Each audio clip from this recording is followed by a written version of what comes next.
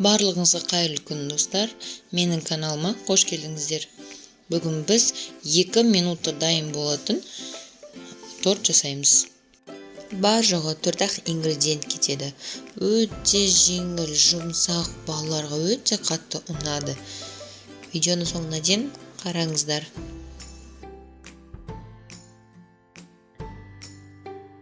Ол үшін бізге 2 дана банан керек. Бананды осылай турап аламыз.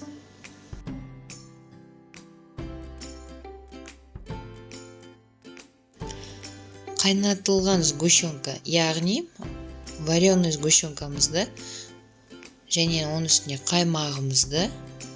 Мен қолдың қаймағын алдым. 20% қаймақпен жасасаңыздар да жақсы шығады.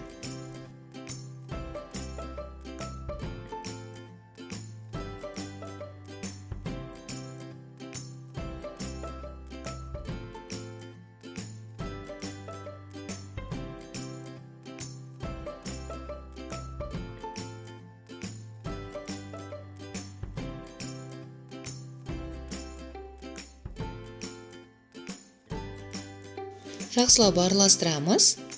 Оның үстіне рыбный печеньемізді саламыз, яғни балық түстес печеньемізді салып, бананымызды салып араластырамыз.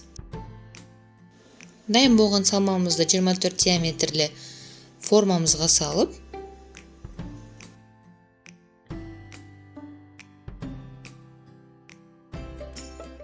оның үстінен шоколадымызды үккіштен өткізіп, осылай жасаймыз.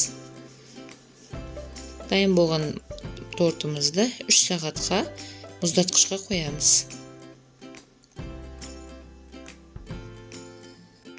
Видеоны соңына дейін қарағандарыңызға рахмет. Сіздер де жасап көріңіздер. Сіздермен бірге болған Умида.